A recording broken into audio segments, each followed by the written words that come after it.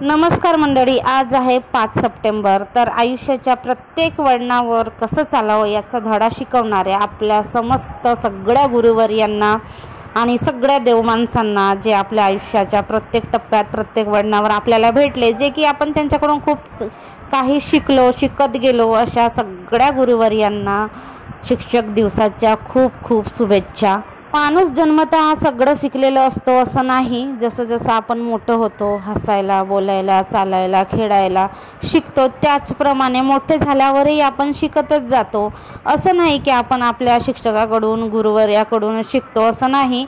आपण रस्त्याने जात असलो, बऱ्याच गोष्टी आपल्याला माहीत असतात। अशा वेळी कुणीतरी काहीतरी सांगतो आणि कुणीतरी काहीतरी सांगतो आणि चांगलं असेल तर आपण ते शिकतो, चांगल्या गोष्टी आत्मसात करतो। असे सुद्धा काही लोक, म्हणजे बरेच लोक आपल्याला आयुष्यामध्ये भेटतात।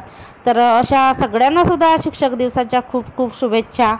आपल्या जीवनामध्ये गुरुचं महत्त्वाचं स्थान असेल तर आपल्या आईवडिलांचं। आपण कुटुंबामध्ये राहतो, परिवारामध्ये वाढतो, तर लहानपणापासून त्यांना बघतच आपण मोठे होतो। त्यातील सदस्यांचे म्हणजेच आईवडिलांचे चालणे, बोलणे, हसणे, त्यांच्या प्रथा, परंपरा, सगळ्या काही त्यांच्या काम करण्याच्या कृती वगैरे, म्हणजे सगळ्या काही गोष्टी आपण आपल्या परिवारातून शिकतो। आणि घरातून बाहेर पडल्यानंतर सुद्धा बऱ्याच अशा गोष्टी आपण शिकतो आणि शिकतच जातो। तर माणूस कसा निरंतर मरेपर्यंत शिकत जाणारा असतो। शुभ सकाळ, गुड मॉर्निंग मंडळी, जय हरी विठ्ठल। मस्त आमचा कान्हा बघा, नवीन वस्त्र घालवून दिलेले आहेत मी, आणि पहिल्यांदाच आयुष्यात मी कान्हासाठी वस्त्र घेतले आणि सुंदर दिसले म्हणून घेतले मी। आणि बघा मस्त धूप बत्ती, आणि सकाळची अशी प्रसन्न सकाळ असेल तर खूप छान वाटतं। आणि वाजले आहेत आता सकाळचे 8, सगळी कामं झालेली आहेत। मी उठली होती 5ला फिरून आली, चांगला 2 किलोमीटर फिरून आली, आणि तिथून नंतर पुढे कामाला सुरुवात। आणि बाकी सगळी म्हणजे लवकर उठलं ना तर बाकी जी काही कामं असतात ना ती पटकन होतात।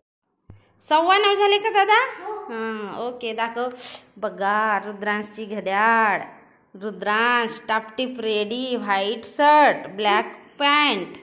रुद्रांश बनला आहे छोटासा टीचर। आज आहे 5 सप्टेंबर, तर सगळ्या मुलांनी टीचर व्हायचे आहे। तर रुद्रांश स्वतःहून म्हणला की मला टीचर व्हायचे आहे।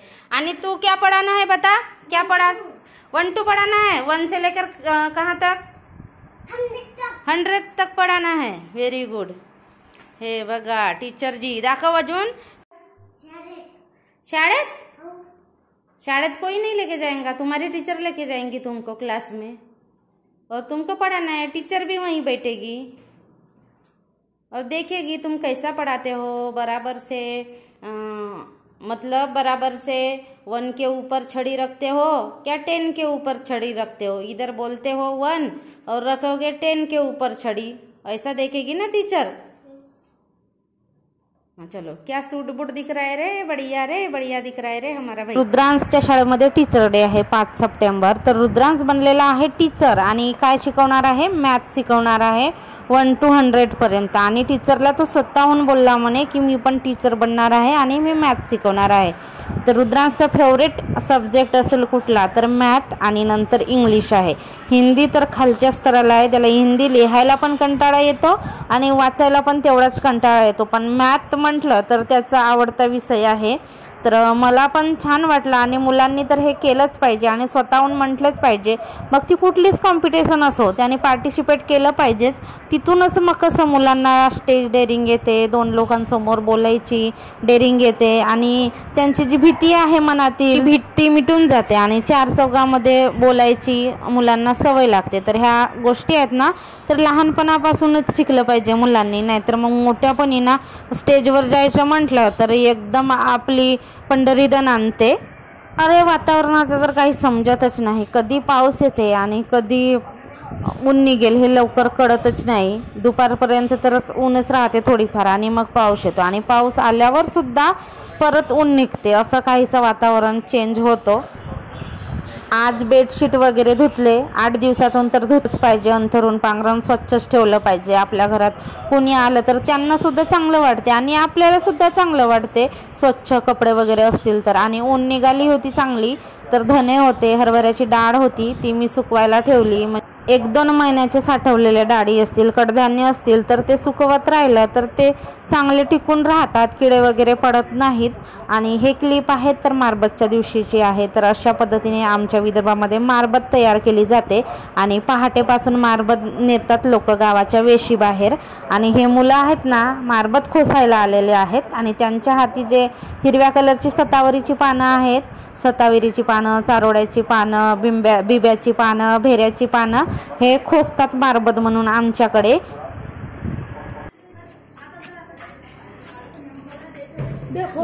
इथं खोसा, इथं खोसा. ह्या घरी नसत वरती नसत, स्लॅपच आहे.